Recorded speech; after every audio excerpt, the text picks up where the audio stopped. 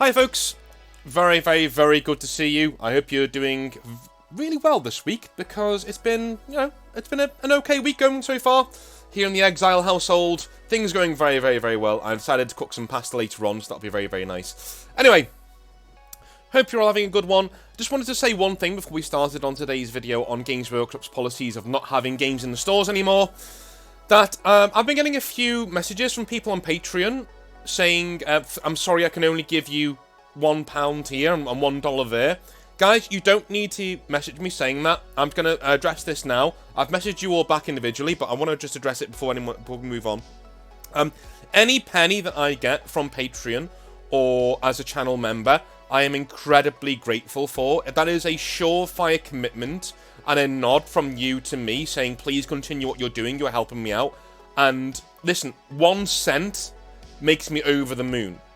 This is why I'm in such a good mood these days, because I have a lot of people who have made the pledge to say, you know what, sod it, you're really helping me, here's some money.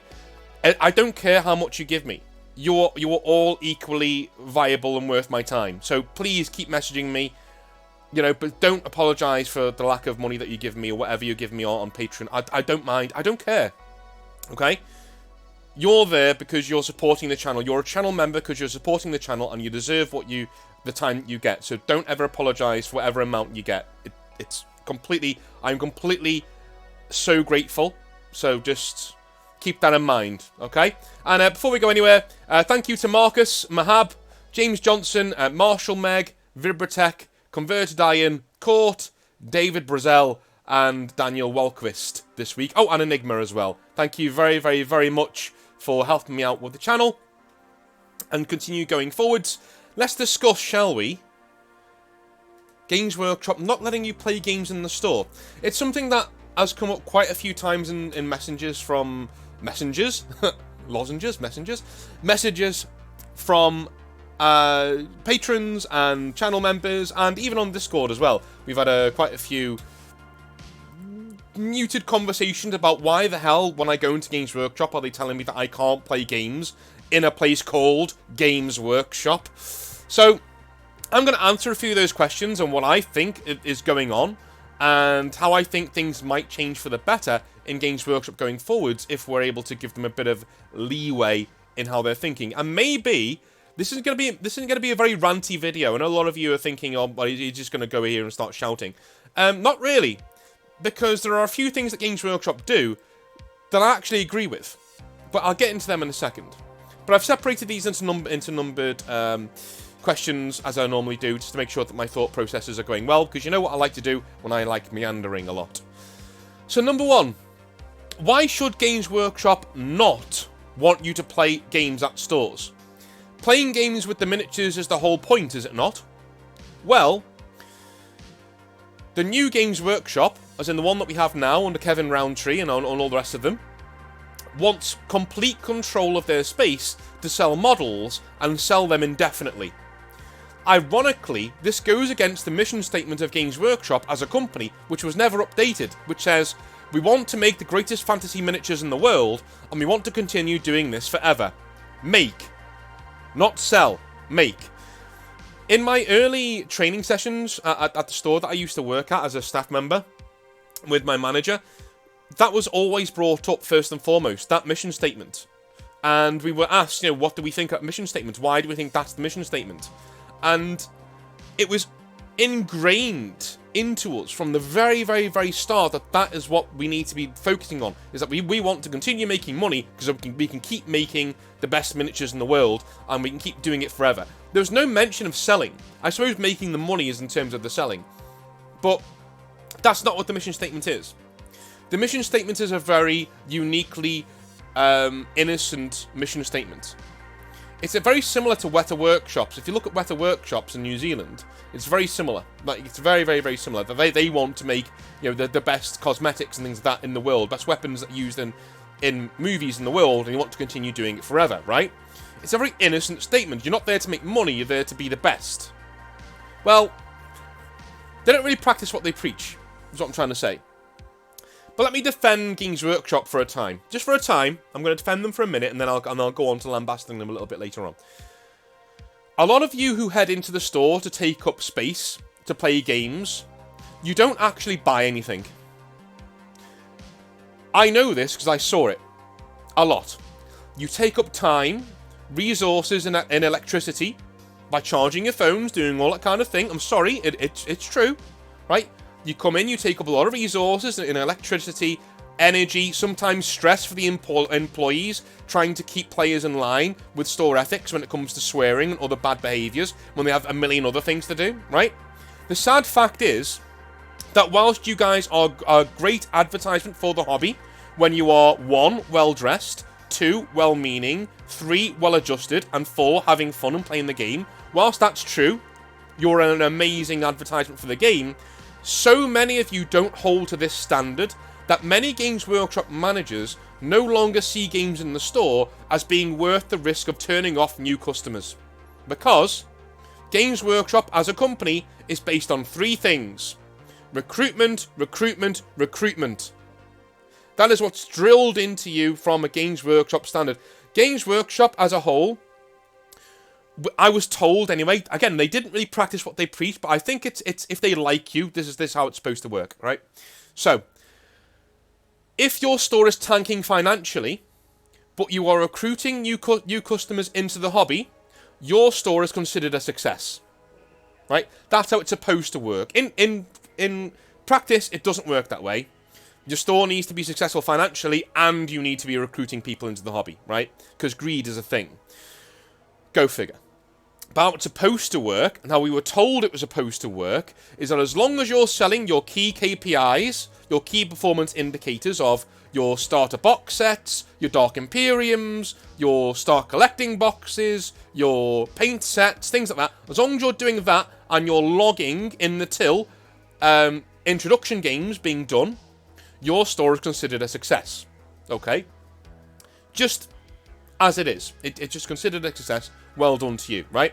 Those are your KPIs. Now, for a long time, I really hated it because start collecting boxes, and the only thing that was a KPI when I started at Games Workshop was Dark Vengeance. That was it. If you don't sell Dark Vengeance, you're not recruiting people into the hobby. It was retarded, and that went on for years. Literally years. Like they were like, yeah, you're not recruiting anyone into the hobby, but I literally am. I ran an intro game, and this person doesn't want to collect Chaos or fucking Dark Angels. He wants to collect Tau. So I told him I sold him a Tau start collecting box set and some paints. Yeah, but you haven't recruited him though, because he hasn't got Dark Vengeance. So, you know, that's how incompetent these people are. So before we start going on at Games Workshop, that's how incompetent they are. They focused the entire thing on recruitment, and then didn't even bother measuring whether you were doing recruitment properly. Yeah, that's the kind of people we're dealing with. Number 2, when did Games Workshop not start not wanting games in the store? Why was the pandemic an excuse to nuke them? Some stores were already hardline banning them before the pandemic, right? So, I'm going to be honest here and say that I don't think Games Workshop has always wanted to be rid of games. I sincerely do not think that's the case. But I have come up with a theory as to why they've gone away recently, and it's got nothing to do with the pandemic. The pandemic was an excuse to bring down the guillotine, but for a long time, Games Workshop was shifting away from playing games in stores, under the wonderful Kevin Roundtree, under the people at Games Workshop who are giving us this bright new age of accessibility and wonderfulness at Games Workshop. Well, why are games going away? Why are people like Brother Alpha Booster and people have been pushed away from the platform of Games Workshop? Well, let me tell you what I think. I will be honest here and say I don't think Games Workshop has always wanted to be rid of games. In the late 90s and the early part of the noughties, the company really pushed store campaigns and events. I'm sure you all know that as well. In the late 80s, early noughties, gaming in stores was a huge thing going on all over the place. The attitude has changed over time to drift away from games and is the direct pushback to the positive changes in Games Workshop that we've seen recently. Let me explain that. When Games Workshop was a terrible company and ignoring the fans a lot within the company, it felt like games in the store were a good olive branch that cost relatively little to the company, right? So as Games Workshop is ignoring you, is bringing out constantly not very good models, is, the Centurions were a big thing that were happening back then. The joke models coming out a lot. So little effort was going into pushing the setting forwards and pushing anything forwards. You never heard from Games Workshop themselves. Those are the dark old days. But games in the store were seen as a way to extend an olive branch and say, well, we do let you play games in the store. Now the company is knocking it out the park when it comes to accessibility, news, law, with missteps that we've discussed on the channel and will continue to do so. There seems to be no more incentive to extend this olive branch to the customers. Right? Now Games Workshop is doing well and giving you what you want, they don't see the need to keep extending that olive branch of you having to play games in the store. The real shift for me started in 2018 with several training sessions that I had at Games Workshop. I was a part of the last vestige of gaming in stores at Games Workshop. I was one of the managers who was letting people play games right up until the last minute where the hammer came down, right? So, my own experience in training when asking about playing games in the store, because I did ask. Whilst working at Games Workshop, I attended many training sessions. However, gaming in the store was never mentioned at these training sessions. Not out of negligence or anything like that. People were afraid of not towing the line. Yeah, seriously. People were afraid of not towing the company line. I was one of them, because I loved my job for a good time. For a long time at Games Workshop. Until my last 3 months at the company, when I finally asked about playing games in the store, which is probably why I had the Eye of Sauron on my store from then on until I left, essentially. I was sitting at a table with 7 managers in a Leeds hotel. God knows why we were in Leeds, but there we go. And the head of retail. There's 7 managers and the head of retail and me. So 8 of us and the head of retail. When he was gauging questions around the table, I asked, and I quote, "I understand completely that we should not run games in our stores. Right? I'm not saying I want to run games in the stores. I'm just a bit confused. I know we at least have to keep them to a small minimum and for intro games and things like that. But I have not been given a reason why. Right? When I used to go to Games Workshop when I was a kid, we were always playing games and the place was packed. So why is it different today?" The room was slightly awkward, to say the least. And a friend of mine, Sean, who worked at another store in the south of England, sort of like put his head in his hand sort of a thing and just like looked at the floor. Which is when I know I fucked up, because like Sean never did shit like that. He was always pretty chill. Anyway, the head of retail though, right, he adjusted his seat, and I'm gonna ad-lib him here, because I know what he told me, but I don't know, word for word, so this isn't verbatim, so feel free to just discard this if you want to. But this is the message of what was said. It's kind of like me reiterating a speech that I heard years ago, right? So the head of retail adjusted his seat and intertwined his fingers. I remember that bit though, because it kind of looked like Smithers or something like that from The Simpsons. It was quite funny. And he said, "Right, but this is the company we want to build. At the end of the day, customers coming into the store and playing games take focus and onus away from the act of growing the hobby and recruitment. If you want to do games in the store, they need to be geared towards getting new customers through the door. How does two 30-plus-year-olds playing a 3,000 point game ever achieve that? It doesn't. That's why we don't play games in the store." Essentially, I get what he's saying there. Like, I'm... Again, this is why I wanted to ad-lib that, because I'd never normally like doing that, because I like to have things verbatim, or at least people tell me things they've heard, though I can at least say, look, they told me that, it is what it is, the onus isn't on me. But I actually kind of agree with what he's saying. I agree with the sentiment of what he's saying. Having people come into the store and playing massive war games on the table every day isn't really conducive to getting new people in the hobby, but the reason why I think he's slightly correct isn't the reason that he thinks he's correct. I think you need the right customers in your store playing at your tables. I don't think you need to stop people coming to the store at all to play on your tables, right? You need to cultivate the right people coming into your hobby store, whether it's a Games Workshop or a normal store. They need to be coming in, and they need to be the right people. You need people who are well-kept, well-groomed, happy, outgoing, having a laugh, coming in with their friends and playing games on the tables. If I'm a dad and I'm bringing my kid into that store and there's people like that playing in there who have jobs, who are doing well in life and are actually having a good time, those are the kinds of people I want my kid to be around, right? I want my kid to be around responsible people who are playing games in the store and having fun.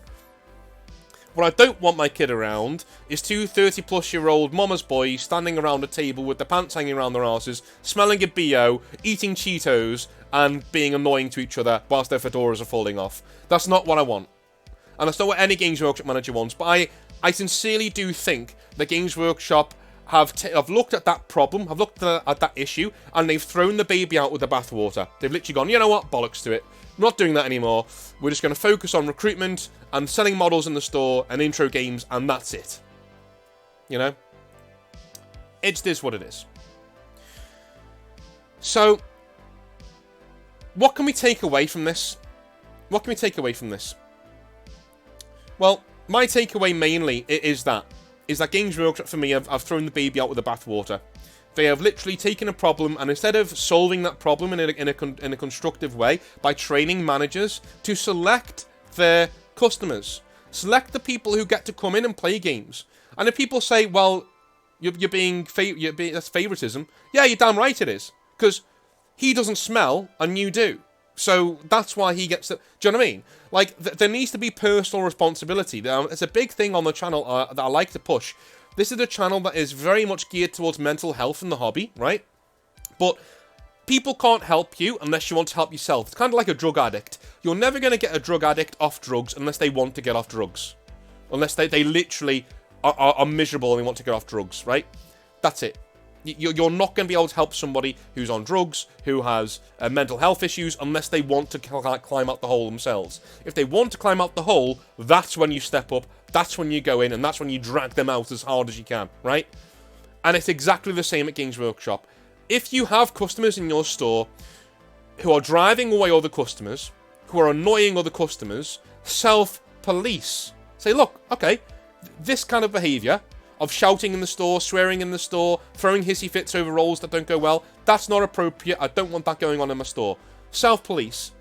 And allow the people who are responsible, who are nice, and who do come into the store on a regular basis and pack it out with their positive attitude, they get to play games in your store. And if somebody says that's kind of favoritism, say yes, it is. Because I can trust them to play and attract other customers to the store. That's it, right? And if somebody says, well, I'm not coming here again, fine. Fine. But at the end of the day, you can't change, as a Games Workshop manager, how the company acts, right? If it's a choice between what I've just said and no games at all, I would rather have what I've just said. A lot of people are going to say to me, that's bullshit, you know, you shouldn't do that, you shouldn't do this, shouldn't do that. Well, guys, the choice is we either do that or we don't have games in the store at all. Because that's the only thing I think Games Workshop would ever go for. Let's be honest. They're not going to let you come in with your pants round your arse and your fedora on, like you used to do, scratching your arse and touching everyone else's models. They're not going to let you do that anymore. So either we book our ideas up, and we convince managers to let us play games in the store, or we take our money, we go and spend it somewhere else, and let that store tank. We either do that, or we accept the fact that Games Workshop doesn't have games in the store anymore. What do you guys think? I know I'm a bit harsh there towards the end, but, you know, it just has to be done at times. You've got to have a little honest discussion with each other and make sure that we're making our good points. What do you guys think? Put them in the comments down below. I love you all long time. I will be back tomorrow with more Hobby Nightmares. I'll see you then, and have a wonderful evening. We're nearly halfway through the week already. My God, time flies. See you later.